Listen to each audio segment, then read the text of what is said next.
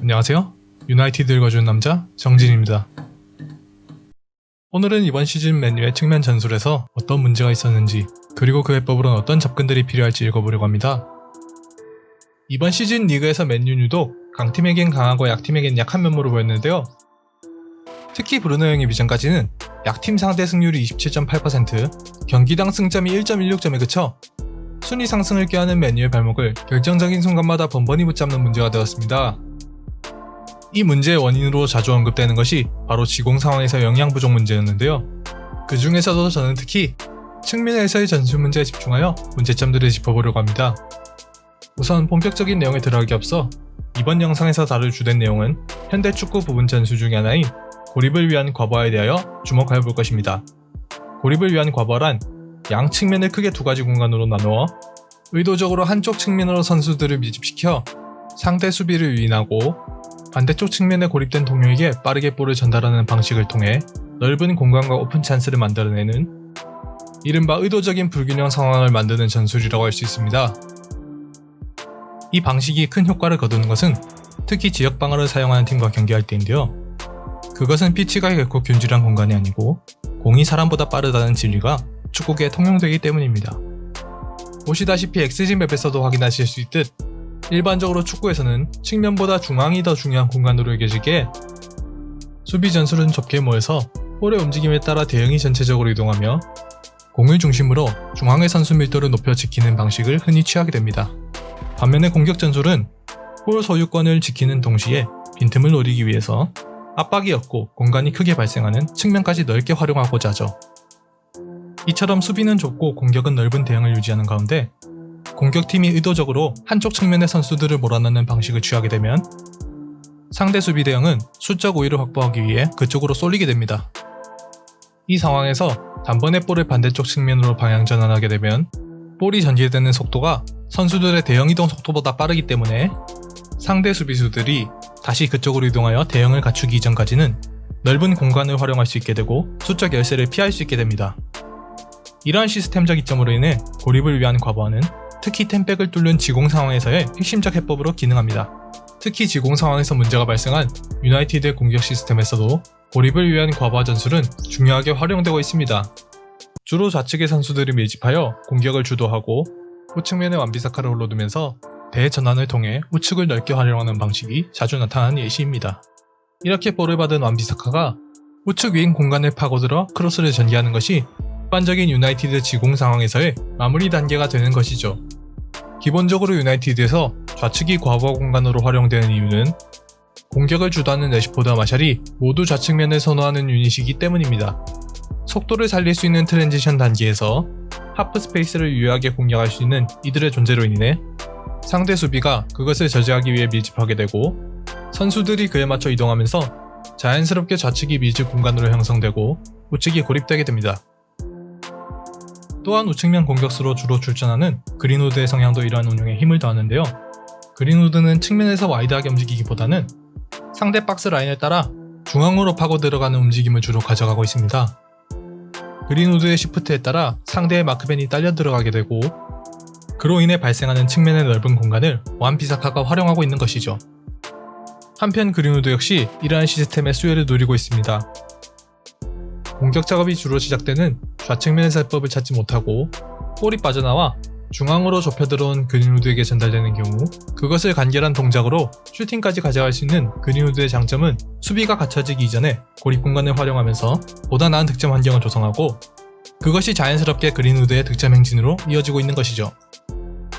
이러한 특성들이 모여서 유나이티드의 공격은 주로 좌측을 경유하여 이뤄지고 있습니다.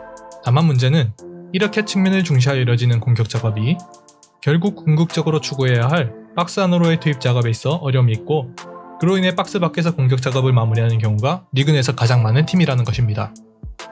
현재 맨유가 활용 중인 고립을 위한 과부하 전술이 성공적으로 먹혀들었다면 지공 상황에서 우측면을 통해 박스 안으로 볼이 투입되는 것이 일반적입니다. 그러나 과부하 공간과 고립 공간이 충분히 만들어지는 전술 환경에도 불구하고 밀집 수비를 뚫고 박스 안으로의 볼 투입이 잘 이루어지지 않는다는 것은 전환 과정이나 고립 공간에서의 마무리에 문제가 있다고 해석해야 합니다. 이 부분에서 제가 주목하고 싶은 부분은 맨유의 바깥 공간을 담당하고 있는 쇼와 완비사카에게 적합한 환경이 정확히 지금과 완전히 상반된다는 것입니다. 기본적으로 쇼와 완비사카 중 팀 단위 공격 작업에 보다 많이 관여하는 것은 좌측의 쇼입니다. 패스 횟수 자체는 출전을 많이 한 완비사카 쪽이 당연히 많지만 90분당 패스 횟수로 환산하면 쇼가 59.33회, 완비사카가 48.37회로 쇼의 90분당 패스 횟수가 더 많다는 것을 알 수 있습니다. 그리고 두 선수의 터치 횟수와 패스 횟수를 비교해 분석해보면 쇼는 90분당 81.18회의 볼 터치를 하고 59.33회의 패스를 한 반면 완비사카는 90분당 79.86회의 볼 터치를 하고 48.37회의 패스를 했으므로 거의 비슷한 터치 횟수를 기록함에도 불구하고 쇼의 패스 횟수가 유의미하게 많다는 것에서 좌측 풀백은 팀 단위 공격 작업에 보다 많이 관여하고 우측 풀백은 단독으로 플레이하는 경우가 많다는 것을 유추할 수 있죠. 그런데 이 환경이 어떻게 문제가 되고 있나? 우선 우측 풀백의 문제점부터 살펴보도록 하죠. 완비사카는 앞서 계속해서 언급했듯 고립 공간 공격수로 활용되고 있습니다. 볼이 넘어왔을 때 측면을 단독으로 파고 들어가 박스 안으로 유효한 크로스를 넘겨주거나 혹은 직접 박스 안으로 파고들어 슈팅을 가져갈 수 있는 능력이 뒷받침되어야겠죠. 실제 통계로도 이런 완비사카의 역할은 잘 드러나고 있습니다. 완비사카는 쇼보다 배 이상 많은 크로스를 시도하고 있으며 드리블 시도도 훨씬 많이 행하고 있습니다. 선수가 행한 전체 패스 중 크로스의 비율도 완비사카는 6.07%, 쇼는 3.25%로 마크맨을 돌파하여 측면에서 크로스 지원이라는 본인의 임무를 잘 수행하고 있죠. 그런데 문제는 완비사카의 이런 노력에 비해서 효율이 영 별로라는 점입니다. 우선 크로스의 정확도에 있어 쇼의 정확도가 완비사카의 정확도보다 훨씬 높습니다.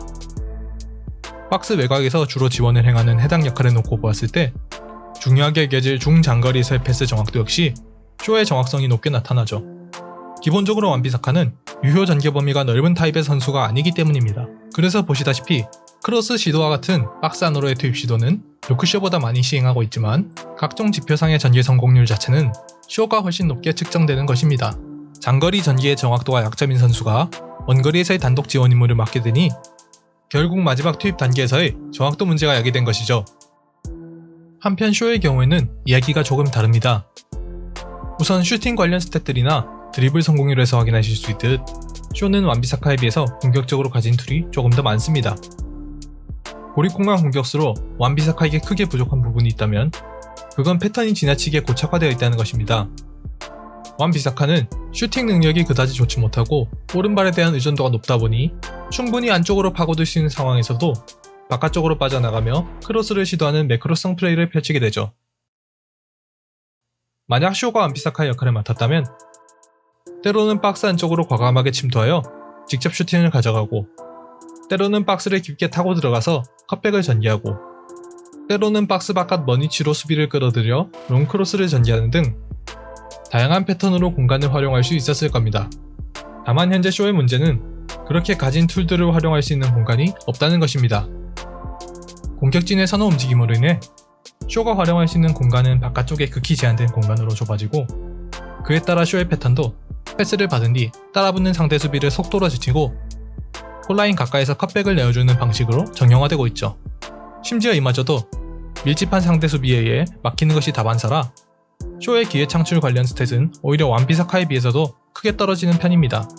즉 쇼에게는 그 공격적인 툴들을 활용할 수 있는 공간이 지금보다 더 필요합니다. 정리하자면 팀 공격의 중심인 래시포드와 마샬의 좌측면 선호 성향으로 인해 공격이 전체적으로 좌편향되어 있고 그에 따라 고립을 위한 과부하가 자연히 구동되고 있습니다.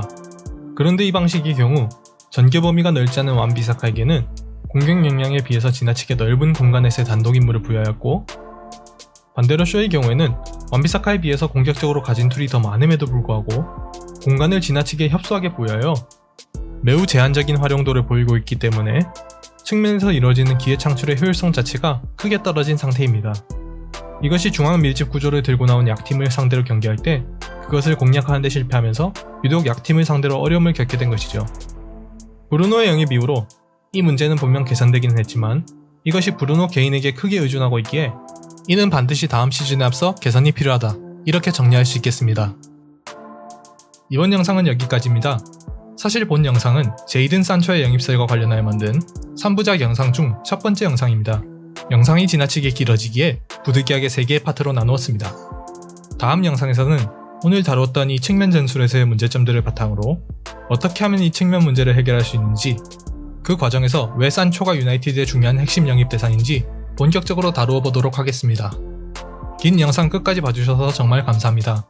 오늘의 영상이 유익하셨다면 좋아요와 구독 한 번씩 부탁드리며, 영상으로 제작하지 않는 세세한 내용들은 네이버 카페 레드데빌즈에서 활짝 칼럼으로 작성하고 있으니 관심 있으시다면 방문하셔서 읽어보시는 걸 추천드립니다.